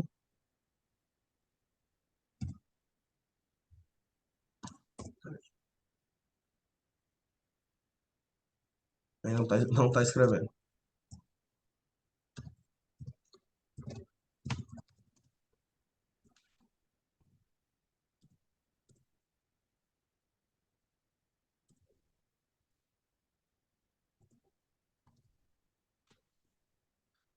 Se for aplicado, vai aplicar apenas se a lei geral, se a lei específica for omissa, tá? Quem vai anotando, anota essa palavrinha, porque pode ser que a questão chame assim, tá bem? Estão entendendo até aí? Vocês estão entendendo até aí? Não, não compreendi muito, não, sério. Eu também não, professor. Repete, por favor, essa parte. Tá, vamos lá. Deixa eu pensar no exemplo para vocês entenderem melhor, tá? Um exemplo mais perto da realidade da gente. Bom, a lei ela vai estabelecer o que é geral. Ela vai estabelecer o que é maior. Então, ela vai dizer o que deve ser comum para todos os processos. Mas aí, quando eu vou falar de licitações, por exemplo, eu vou ter a Lei 8666, que é a Lei de Licitações, né? E aí, na Lei 8666, que é a Lei de Licitações, eu tenho dizendo qual é o processo das licitações. Quais são os princípios das licitações, como vai funcionar, como é isso, como é aquilo, como é o ABC todinho. Ok? Se tiver faltando, se eu for fazer alguma coisa que não tenha na lei de licitações, que a lei de licitações não explicar, aí eu vou olhar essa lei. Entenderam? Eu vou olhar essa 9784. Ela é a lei geral. Embaixo dela tem as outras leis. No que as outras leis não explicarem, eu volto para olhar para ela. E essa lei que você disse que volta para olhar para ela, essa daqui, 9 mil e pouco, que 9784. é o que está dito aqui, o artigo 1º e o parágrafo 1º. Exatamente, é essa lei, a lei do Tem processo que vir administrativo para federal. ela, para ler, para poder entender as outras que você já passou. Isso. Quando eu Ah, for falar de qualquer outra forma de processo, subsidiária é essa forma de aplicação, certo? Quando eu vou aplicar, primeiro a de baixo, depois a de cima. É uma aplicação subsidiária, tá? Por eu falei para anotar essa palavrinha, porque às vezes a questão da prova pode chamar assim, tá? Então a questão da prova pode vir dizendo, aplica-se subsidiariamente a lei de licitações. Aí você vai marcar lá, a Lei 9784, Lei de Processo Administrativo Federal. Então, ela é subsidiária. Ela quer dizer que ela está ali para dar subsídios, para dar uma ajuda, tá? Às outras leis. Ela vai dar o que é geral, as normas básicas, e as outras leis vão dar a norma específica. Então, primeiro ponto, tá? A gente ainda está nas normas básicas. Sobre o processo administrativo no âmbito da administração federal direta e indireta. O que é que significa? Vocês já ouviram falar em administração pública direta e indireta? Não, né? Vamos lá. A administração pública direta são os órgãos diretamente ligados à administração pública. Por exemplo, prefeitura, estado, e os demais, secretaria de todos esses órgãos. São órgãos de administração direta, tá? Então, por exemplo, a Secretaria de Educação do município, a administração pública direta. A Polícia Militar, a administração pública direta, tá? Polícia Militar, administração pública direta. Ah, qualquer outro exemplo que vocês pensarem que são diretamente ligados à administração pública, que são públicos, a administração pública direta. Uma escola pública, né? Uma escola do município, administração pública direta. O que é administração pública indireta? São as autarquias e empresas públicas. Então, por exemplo, a Caixa Econômica Federal, a administração pública indireta. Correios, a administração pública indireta. Porque eles são empresas públicas, esses dois que eu falei, né? São duas empresas públicas. Então, eles são públicos, são entes públicos, mas eles não são diretamente, eles também têm administração privada. Em resumo, é isso. Eu não vou entrar mais do que isso sobre o que é direto e o que é indireto, porque não é o tema da aula, vai ficar um pouco mais extenso. Mas é isso. O que a lei está dizendo é que vai se aplicar aos dois. Então, essa lei se aplica à Caixa Econômica também. Se aplica a todos esses entes, se aplica aos Correios, se aplica a tudo isso. Né? E aí, ela vai tratar também, aqui no parágrafo primeiro, dos órgãos dos poderes legislativo e judiciário da União, quando eles estiverem fazendo a função administrativa. O que é que isso significa? A gente vai ter que falar também sobre um outro conceito, que são funções típicas e funções atípicas. Se eu estiver indo muito rápido, isso, cartório também. Se eu estiver indo muito rápido, me interrompam, tá? Porque são alguns conceitos que eu preciso que vocês entendam. Quem pratica como função típica a função administrativa é o poder executivo.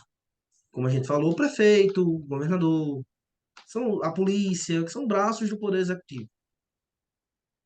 O juiz de direito, né, que está ali no poder judiciário, geralmente ele não pratica função administrativa, certo?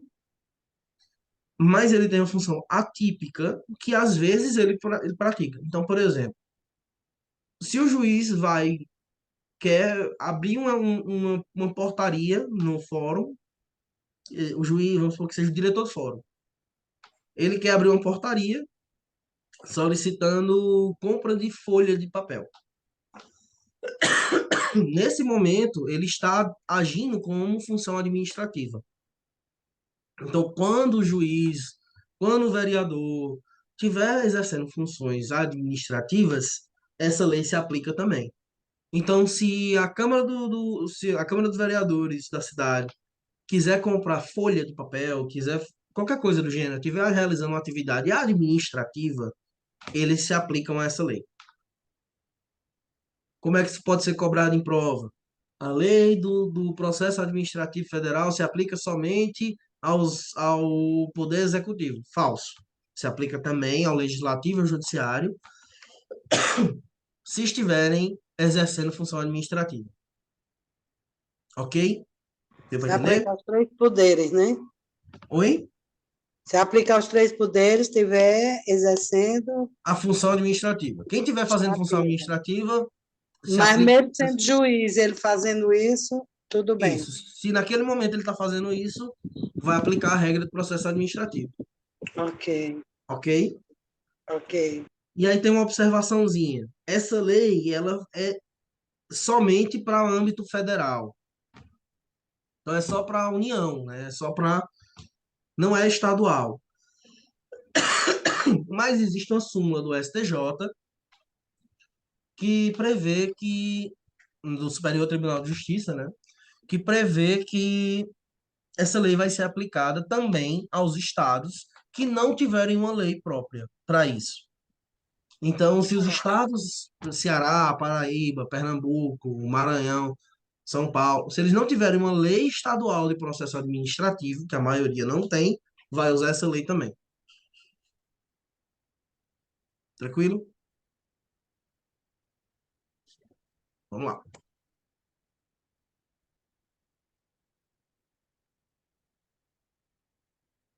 E aqui a gente tem alguns princípios, tá? Que essa lei traz para a gente. A gente vai ter nessa lei de processo administrativo princípios expressos e princípios implícitos, tá? Os expressos, a gente tem uma mnemônicazinha, uma brincadeirazinha para entender, que é esse ser fácil para o Momô. Ser fácil para o Momô. É uma mnemônicazinha, um joguinho de palavras que o pessoal usa para lembrar desses princípios, tá? Se vocês quiserem, quem está anotando, se quiser anotar bonitinho aí, ó, ser fácil para o Momô.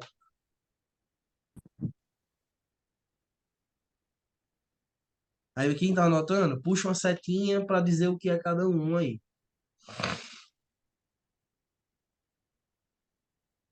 Eu vou dar um tempinho, se eu tô vendo que tem gente Ser anotando, pessoal. fácil para o quê? Ser fácil para o quê? Ser fácil pro Momô. Momô. Momô, M-O-M-O, Momô. Quem é Momô, eu não sei, mas é assim que o pessoal lembra dessa, Interessante. tá? Então vamos lá. Aí aqui cada letra vai significar uma coisa, né? Aham. É. O S é de segurança jurídica, o E é de eficiência, o R de razoabilidade, F finalidade, A ampla defesa, C contraditório, I interesse público, L legalidade, o PRO proporcionalidade, e ficou escrito errado aqui, tá? Eu vou já corrigir, tá? Proporcionalidade, eu já corrigi isso aqui. O MOMO é moralidade e motivação, tá? Vamos explicar cada um aqui para a gente entender. Segurança jurídica significa que a pessoa que está passando por esse processo administrativo tem que ter uma certeza do resultado plausível ali. Se eu me aposentei por meio de um processo administrativo, eu tenho que ter certeza que o Estado não vai vir amanhã dizer, não, não, não, a gente mudou de ideia. Né? Não pode, isso não pode acontecer. Tem que haver uma segurança jurídica nessa questão. Eficiência. A gente falou mais cedo, tem muita burocracia. É justamente essa questão. O Estado tem que ser eficiente. Tem que procurar as formas mais eficientes de resolver as questões. A gente sabe que muitas vezes isso não acontece, né? E aí a gente fica com essa sensação de morosidade. Mas é uma obrigação do Estado ser eficiente. Razoabilidade.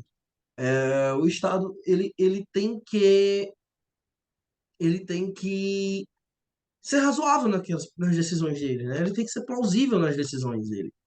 Ele não pode se estender além do mérito da questão, né? Então, por exemplo, se eu vou licitar para comprar veículos para a prefeitura, eu tenho que comprar um veículo que faça sentido para a prefeitura, né? Eu não vou comprar Ferrari, eu não vou comprar uma Lamborghini para andar, para fazer. Tá entendendo? Tem que ser razoável, tem que ter dentro de um princípio ali do que é plausível. Ampla defesa e contraditório, né?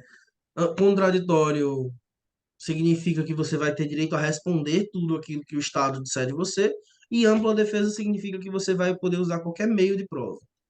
São dois princípios que andam juntos, que existem no processo judicial também.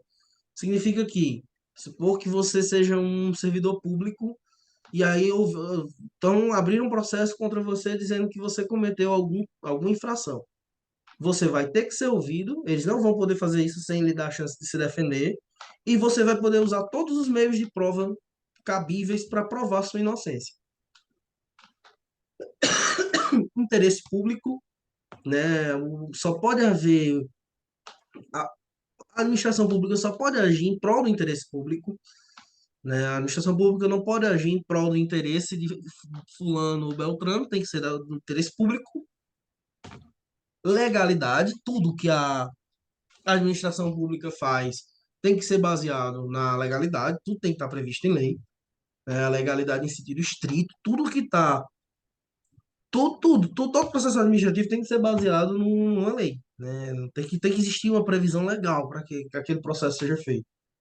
Proporcionalidade, que aqui está escrito proporcionalidade, eu vou corrigir, mas proporcionalidade que significa que tem que ser dadas as medidas cabíveis aos fatos cabíveis. Então, por exemplo, se você cometeu a infração administrativa, uma infração leve, você tem que receber uma punição leve. Se você cometeu uma pesada, você tem que receber uma pesada. Não pode ser desproporcional, né? Tem que haver essa proporcionalidade. Moralidade, que significa agir dentro do que se espera de um comportamento moral, né? Bem intuitivo. Dentro do que se espera de um comportamento razoável ali para os princípios que a gente tem, né? Moralidade é uma coisa muito subjetiva. mas tem que ser baseado nessa moral administrativa. Não pode haver certos absurdos. E aí, motivação, que significa o seguinte, que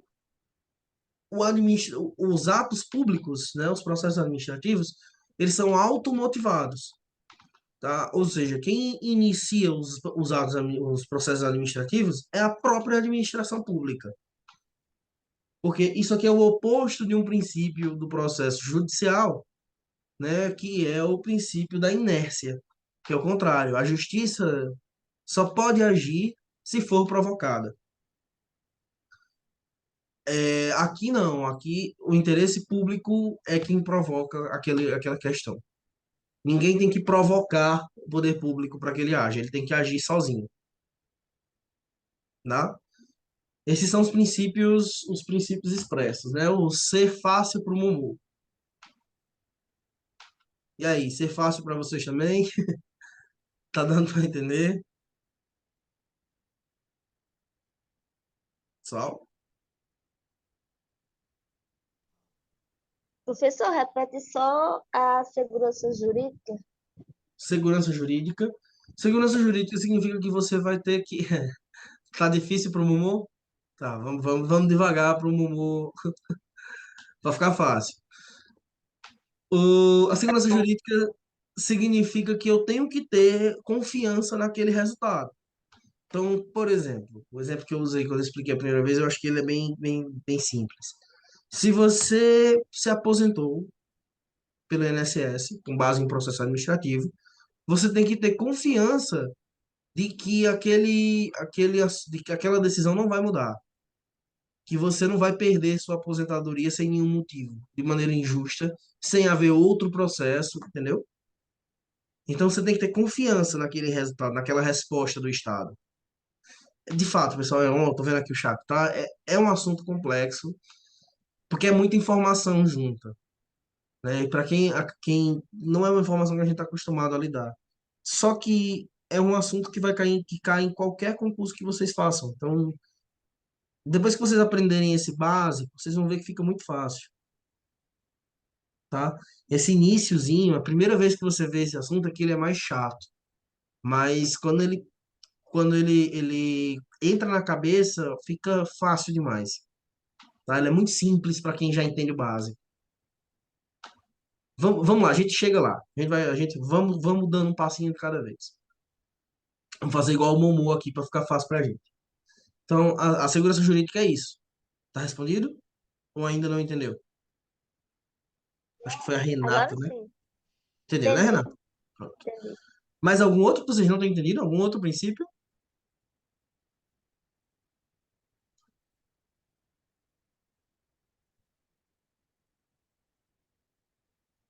Tá, eu vou. O Rizoma tá com dificuldade para entender o assunto como um todo, né? Eu entendo, Rizoma, mas é como eu tô te dizendo. A primeira vez que você vê ele é mais difícil. Mas quando você pegar, eu vou mandar, acho que as meninas da UERJ vão mandar para vocês os slides, provavelmente, né, meninas? Né? Acho que é a Laísa que tá aí. Manda em PDF, que é melhor. Eu acho que as meninas devem mandar para vocês, eu imagino. E quando você estudar esse conteúdo de novo, quando você der mais uma pesquisada sobre, for estudar em casa, for fazer questão, você vai ver que a segunda vez que você vê esse conteúdo, ele fica muito fácil. A primeira vez ele parece estranho, mas a segunda vez ele fica muito fácil, tá? Direito administrativo é muito assim. Então, por isso que eu estou perguntando muito se vocês estão entendendo, eu volto para vocês entenderem, porque é um assunto complexo, tá? Mas é muito importante aqui, como a Geoneide está explicando aqui, é bem importante mesmo. Então, podem perguntar, fiquem à vontade, eu volto quantas vezes precisar. A parte Professor, do... meu celular descarregou aqui quando estava explicando o primeiro artigo, né? Aí estou retornando agora. Então, Eu vou explicar, eu vou falar os princípios expressos de novo, tá? Vou pronto. falar Certo, cada um deles aqui de novo, para fixar. certo, por favor. Segurança jurídica. Segurança jurídica significa que eu preciso ter certeza de que aquele resultado do processo não vai mudar. né? Então, se eu me aposentei pelo INSS, é o exemplo que eu usei até agora, vou manter com ele. Se meu nome saiu na lista do concurso, eu tenho que ter certeza que não vai mudar. Se eu fui contratado, eu fui nomeado, né? Tomei posse no, no, no concurso, eu tenho que ter certeza de que amanhã a administração pública não vai chegar para mim e vai dizer: "Ei, a gente não quer mais, não." Isso é segurança jurídica. Tem uma segurança jurídica dentro daquele processo. Eu sei que o resultado daquele É, processo foi verdadeiro.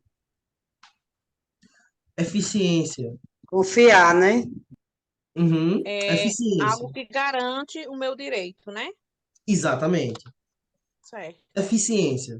Significa que o Estado tem a obrigação, o Estado, como um todo, né, a figura pública, tem a obrigação de usar os meios mais rápidos e baratos para me dar o que eu preciso.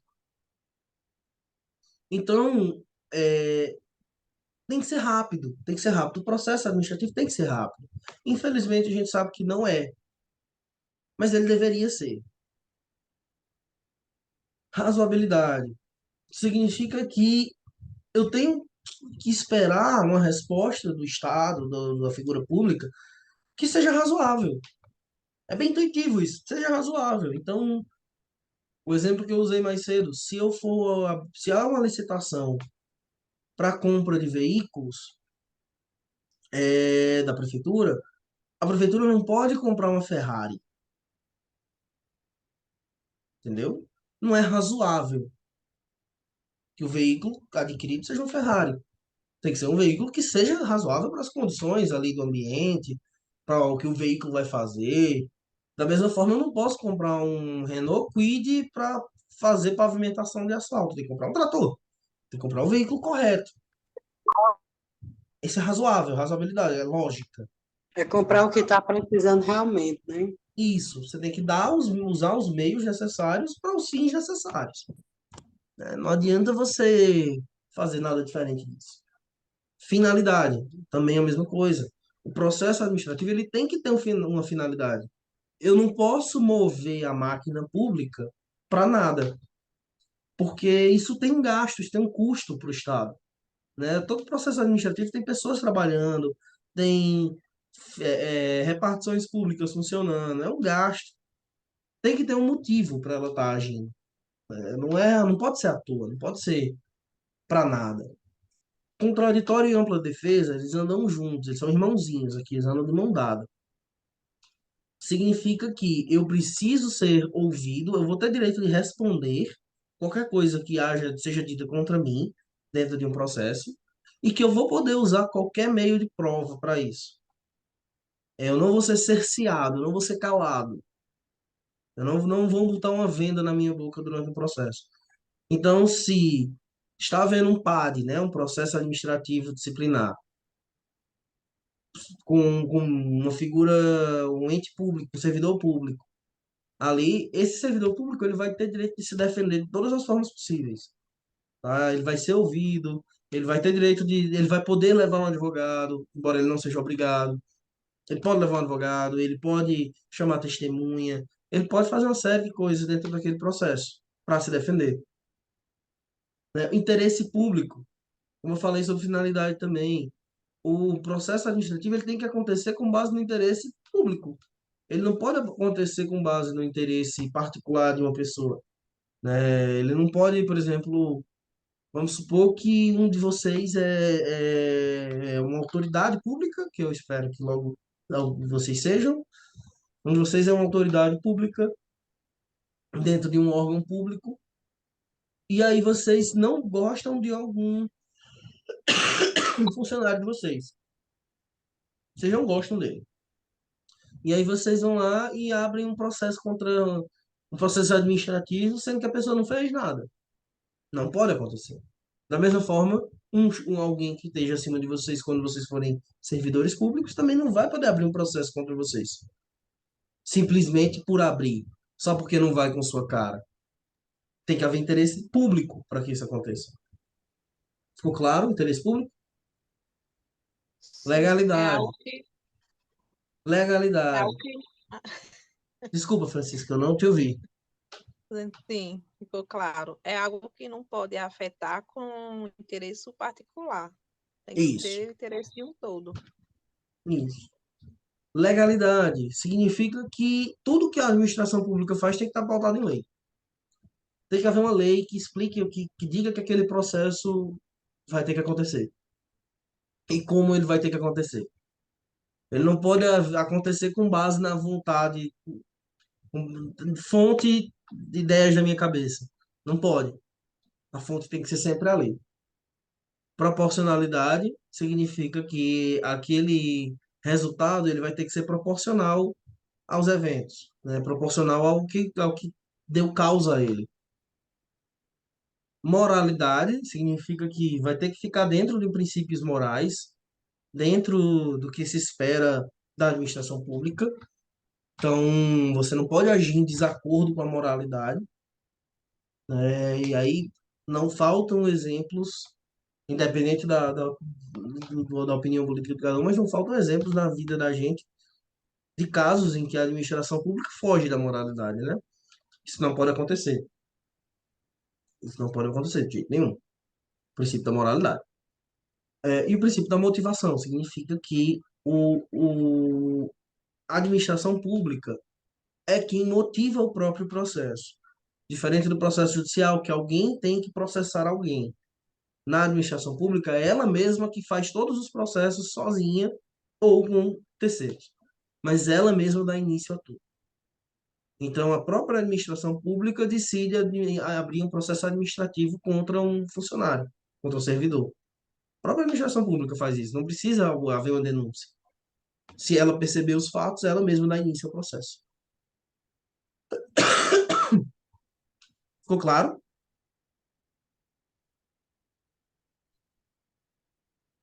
Se tiver algum princípio que vocês não entenderam, vocês me avisem. Então, ficou claro. Pronto. E aqui existem também os princípios implícitos. Esses aqui são os princípios expressos, né? Esses aqui são os princípios implícitos, tá? Que a informalidade ou formalismo moderado significa que não vai haver excesso de burocracia. É só isso. Eu vou explicar um pouquinho mais rápido essa parte para a gente não ficar tão atrasado. Mas o princípio da informalidade significa que vai haver o mínimo possível de burocracia. Então, por exemplo, o INSS, ele não pode, ele vai aceitar os documentos da maneira mais simples possível. Eu estou usando o INSS como exemplo. Ele tem que tornar o mais acessível possível para o administrado. Mais fácil possível, mais simples.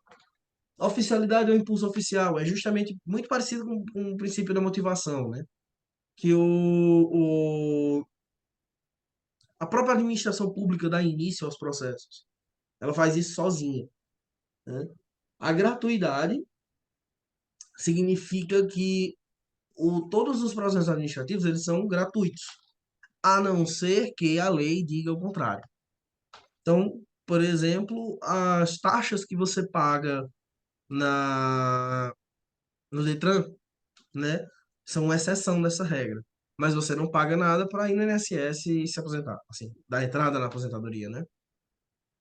E a publicidade, que significa que tudo tem que ser público, né? Todo mundo tem que ter acesso àqueles documentos, todo mundo tem que ter acesso a essas informações, tudo tem que ser às claras, com exceção se houver alguma medida de sigilo, que pode acontecer.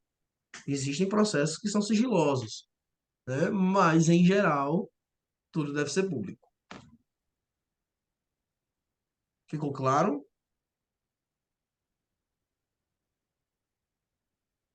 Acho que aqui é mais simples, né?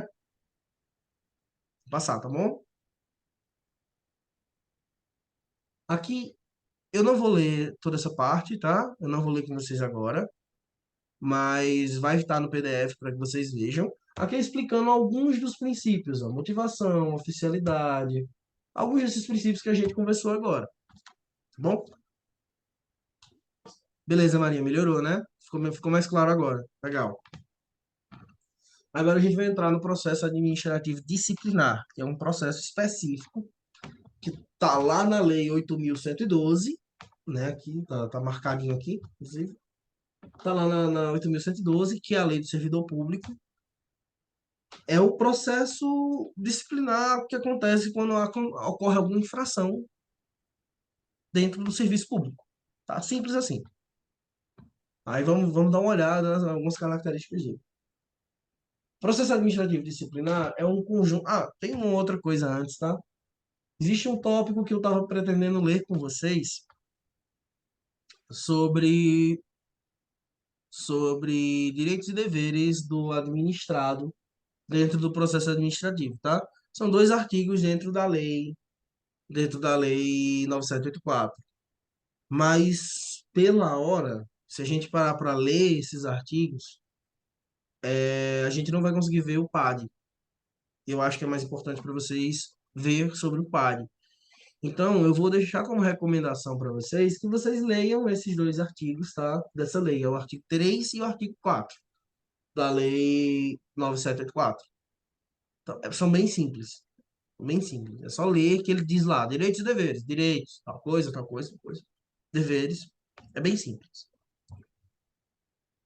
Mas aí, como já está chegando na nossa hora de passar para as questões, né? Vamos ver a questão do PAD, do processo administrativo disciplinar. O processo administrativo disciplinar é um conjunto de instrumentos legais da administração pública utilizados para apurar irregularidades e punir agentes públicos e outros indivíduos que possuam relação jurídica com a administração do Estado. A lei do processo administrativo prevê que todos os seus agentes devem operar na administração de acordo com a lei, o princípio da legalidade que a gente conversou agora há pouco. Aqueles que infringem alguns de seus princípios, portanto, estão sujeitos às penalidades judiciais cabíveis. O processo administrativo disciplinar, PAD, tem previsão legal no artigo 183 da Lei 8.112, como eu disse a vocês, que determina o regime jurídico de seus agentes públicos. Em relação às punições, o processo administrativo disciplinar deve punir o agente público de formas diferentes. Pode ser empregada desde uma advertência até a cassação de aposentadoria e destituição do cargo. De novo, a gente volta para o princípio da razoabilidade e proporcionalidade. Eu vou punir de acordo com a infração. Ficou claro? O que é o PAD? Ficou claro para vocês? Alguém ficou com alguma dúvida? Eu estou perguntando várias vezes, porque como vocês mencionaram que Explicar de novo, que eu fiquei com dúvidas. Explicar qual a de sua novo. dúvida? Eu vou ler novamente. Antônia disse que não. Não que, Antônia, não ficou claro? Bom, está aqui na tela para vocês lerem. Eu vou explicar com minhas palavras, tá? O PAD, ele é a função dele, ele é um processo administrativo, é um tipo de processo administrativo, certo? A gente já falou nele algumas vezes durante essa noite, que a função do PAD, ele é um processo específico para investigar e punir os servidores públicos, caso eles cometam alguma infração. Ok? Então, se algum servidor público de qualquer tipo cometer alguma infração,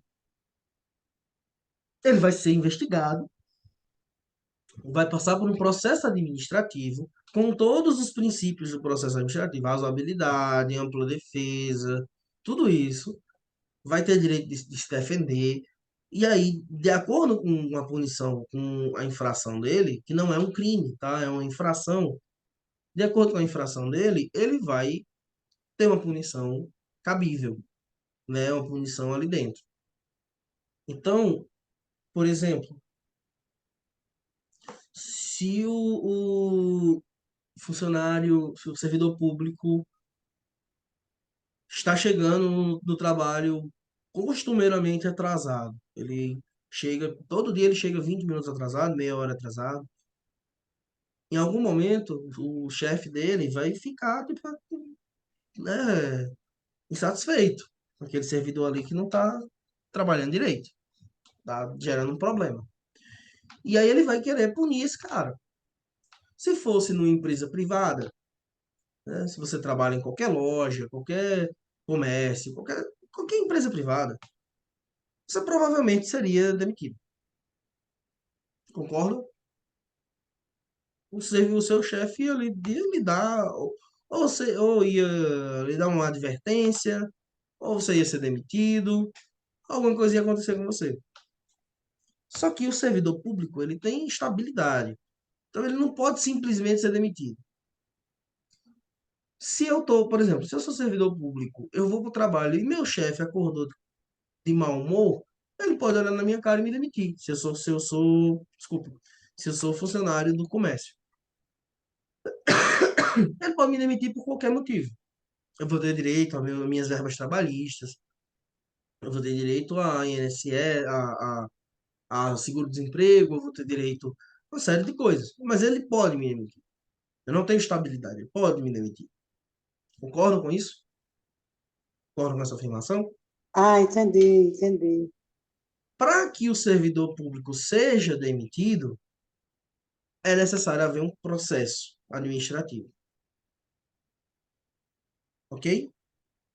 Para que haja demissão no servidor público, precisa haver um processo. Qualquer punição para um servidor público precisa de um processo. Esse processo ele vai acontecer seguindo todos os princípios que a gente conversou agora há pouco: legalidade, razoabilidade, moralidade, proporcionalidade, tudo isso. Então, se o servidor cometer uma infração leve, como chegar atrasado, ele vai levar uma punição leve, como uma advertência. Então, o servidor pode ser chamado ali para assinar um termozinho de advertência, uma ata. Acho que todo mundo aqui que conhece um pouco de trabalho em prefeituras e coisas assim, já ouviu falar em assinar uma ata, né? Que é basicamente assinar um termo de advertência. Esse termo de advertência vem de um processo administrativo, é para haver de um processo administrativo, pode ser simplificado, mas vai acontecer tudo isso. Não pode acontecer simplesmente porque seu chefe está de mau humor. Tem que ter todos esses princípios, todo esse processo. Você tem que ter direito de se defender. E aí, no final do processo, se for o caso, ali, o servidor ele pode ser punido desde uma advertência até uma demissão, pode até perder a aposentadoria. Entendeu? Ficou mais claro agora? Ficou. Pronto.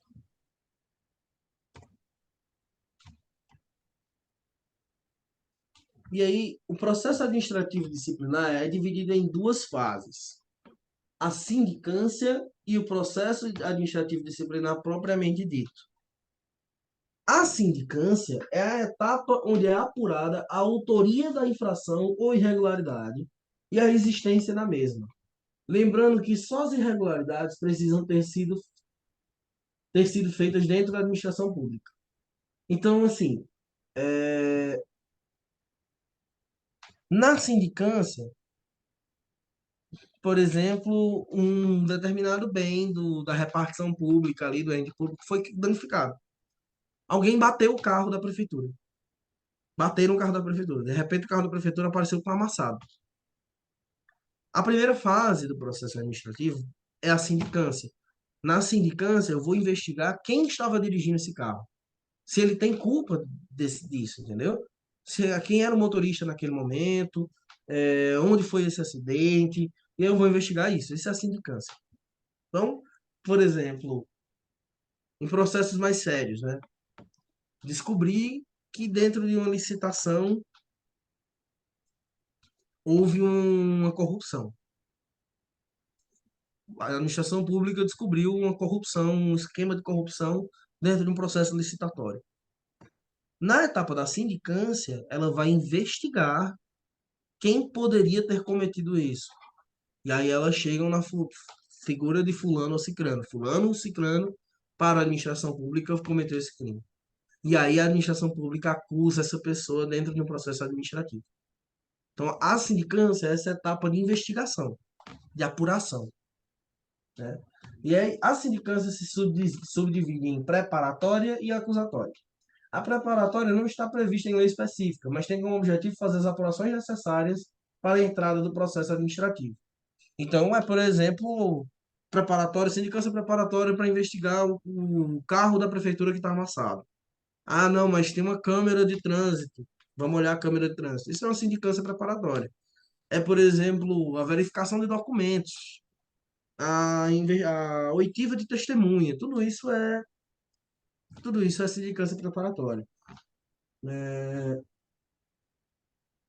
Já a sindicância acusatória tem uma previsão em lei, né, no artigo da Lei 8.112, que é a Lei do Servidor Público, e ela é responsável pela aplicação das punições mais brandas, como a advertência. Então, por exemplo, no exemplo que eu dei para vocês do servidor que está chegando atrasado no trabalho, ele vai receber uma advertência, faz um processo mais simples, que é só a sindicância, não chega a ver o processo administrativo inteiro. Pode acontecer dele ser punido dentro da própria sindicância, que é uma coisa mais simples, mais resumida. Já o processo administrativo disciplinar propriamente dito estabelece as punições médias e graves, como suspensão ou demissão. Então, se o problema foi muito sério mesmo, vai para o processo administrativo, pode ser suspenso, pode ser demitido, pode perder a aposentadoria, pode ter todos esses fatores mais sérios, tá? É assim que funciona a sindicância, né? E qual é o prazo do processo administrativo? A partir do momento em que o fato irregular se torna conhecido pelo órgão competente a praticar o processo disciplinar, ocorre o prazo de prescrição da irregularidade. As prescrições ocorrem em tempos diferentes de acordo com o grau de punição estabelecido de acordo com a irregularidade. Em uma advertência, a punição só poderá ser aplicada após 180 dias. Não poderá mais ser aplicada após 180 dias. Em caso de suspensão, 2 anos. E, por último, em caso de infrações puníveis pelo PAD com demissão, por 5 anos. Vale destacar que a abertura de sindicância ou processo administrativo interrompe a prescrição até que a decisão final seja tomada. Essa parte de prescrição e decadência é um pouquinho mais jurídica, também é um pouquinho menos cobrado em prova. O que vocês precisam saber é basicamente o que está aqui nesse parágrafo aqui, ó. Opa, volta. Que é o que está nesse parágrafo aqui, ó. Em uma advertência, a punição é de 180 dias. Na suspensão é 2 anos e na demissão ou cassação de aposentadoria são 5 anos. Tá? O que mais importa é o que está nesse parágrafo aqui. Tá? Para vocês, em prova vai cair no máximo esses prazos. Tá bem? Vocês entenderam o que é o PAD, como funciona o PAD, mas essa parte de prazos e prescrição não precisa ter tanta preocupação assim. Tranquilo? Vocês têm mais alguma dúvida sobre isso? A gente vai passar para as questões agora. Então, podem tirar as dúvidas restantes.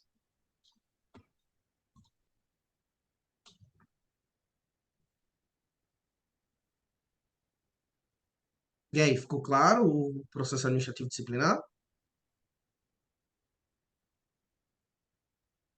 Ficou, para mim ficou. Tudo bem. As meninas aí da UERJ, não sei se a Raíssa ainda está, ou se está só a Raíssa, mas vamos. O que vocês tinham me passado era que a gente ficasse com o conteúdo até as 9 e em seguida passasse para a correção, para as questões e para a correção, não é isso? Eu vou seguir para as questões então aqui, tá?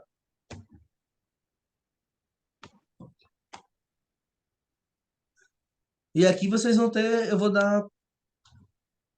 dar 3 minutos por questão, tá, pessoal? Para vocês verem primeiro, pensarem, mandarem a resposta aqui no chat e aí em seguida eu venho responder junto com vocês.